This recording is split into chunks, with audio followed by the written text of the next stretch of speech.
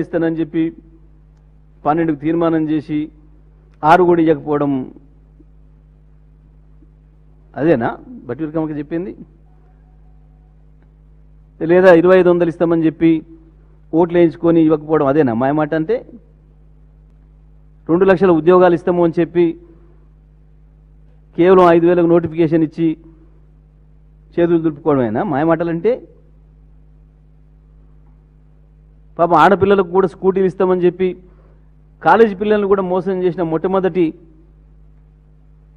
ముచ్చట 5 లక్షలు ఇస్తాం, మీకు కార్డు ఇస్తాం, 10 పాస్ అయితే 10,000, 12 పాస్ అయితే 20,000, 15 పాస్ అయితే 30,000. ఇదేనా మాయమాటలు అంటే? ఇవేనా బట్టి చెప్పిన మాయమాటలు? ఇంకేమైనా ఉన్నాయా? ఆటో కార్మికులకు నెలకు 1000 ఇస్తాం, రైతు కూలీలకు నెలకు 1000 ఇస్తాం, ఇవేనా మాయమాటలు? ఇంత మించిన మాయమాటలు ఉంటాయి ఎక్కడ ఈ ప్రపంచంలో? ఒక బ్యాంకుతో కూడా పంచాయతీ పెట్టుకొని ఒక జాతీయ బ్యాంకు మీద కూడా ఆరోపణలు చేసి ఒక బ్యాంకును కూడా భయపెట్టించే వాళ్ళని బ్లాక్మెయిల్ చేసి చేయగలిగిన మునగాడంటే ఈ హైబ్రిడ్ అంటే మీకు అంత అర్థమై ఉంటుంది అనుకుంటా. చంద్రబాబు మోడీల క్రాసింగ్లో వచ్చిన బ్రీడ్ ఇది హైబ్రిడ్ అంటే. చంద్రబాబు మోడీల క్రాసింగ్తో దుష్టాలోచనలతో పుట్టిన బ్రీడ్ హైబ్రిడ్ ముఖ్యమంత్రి తెలంగాణ రాష్ట్రాన్ని పరిపాలిస్తుంది. పాపం పైకి ఆ మందబుద్ధి అయిన నాయకత్వంలో ఉన్నాడు కానీ లోపటంతా అటే బహిరంగంగానే బయటపడుతున్నాడు. ఆయన రాహుల్ గాంధీతో ఏమీ కావట్లేదు, చేతకాకుంటున్నాడు. ఇంత ఓపెన్గా ప్రధానమంత్రి బహిరంగ నాతో రమ్మంటాడు, ఈయన అడగంగానే ప్రతి ఒక్క మంత్రికి ఇంటర్వ్యూలు ఇస్తారు. ఈయన బ్లాక్మెయిల్ చేస్తే ఈయన నువ్వు నన్ను కల్పిస్తావా కలిపి అనగానే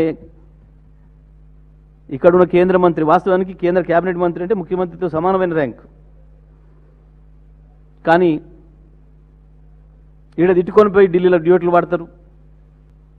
అందుకే గా ధైర్యంతోనే జాతీయ బ్యాంకును కూడా బ్లాక్మెయిల్ చేయగలుగుతున్నాడు. గదే కదా మేము చెప్పేది, గా డ్యూయట్లు అంటున్నా. అంటే ఈయన ఆయన అడుగుడు, ఆయన కలిసిపోబడు. గత చరిత్రలో ఎప్పుడైనా చూసిరా మీరు? మొత్తం ఇప్పుడు భారతదేశ చరిత్రలో ఇప్పటి వరకు ఒక కేంద్ర కేబినెట్ మంత్రిని భయపెట్టిస్తే తీసుకుపోయి ప్రధానమంత్రిని ఇంకో మంత్రిని కలిపినట్టు, తోటి మంత్రిని కలిపినట్టు అందరూ పెట్టుకోవచ్చు, ప్రపంచం అందరూ పెట్టుకోవచ్చు, మాకేం పెద్దలు లేదు. దాన్ని చూడొద్దన్నాడు కాదాన్ని బ్రహ్మాండం కొత్తగా పెట్టేది ఏంది లేదా ఇంతమందిలకు? అసలు పుట్టినప్పుడే ఇక్కడ పుట్టినామని చెప్పే కదా. మీరంతా మర్చిపోయారా ఏంది? మీరంతా యాదమరుస్తుర్రు. ఆయన బ్రహ్మాండంగా 11 రోజులు నిరాహార దీక్ష తెలంగాణ వచ్చినందుకు అక్కడనే కదా చేసింది, జనసేన పార్టీ ఆఫీసులనే కదా. 11 రోజులు నిరాహార దీక్ష చేసిన అని చెప్పి ఆనందం లేదు నేను తెలంగాణ వచ్చినందుకు, అమరవీరుల త్యాగాన్ని నిరసనగా అని చెప్పి కదా. ఈ కొత్తగా పెట్టినట్టు ప్రకటించుడేంది, మీరు ప్రచారం చేసుడేంది? చాలా ఆశ్చర్యంగా ఉంది.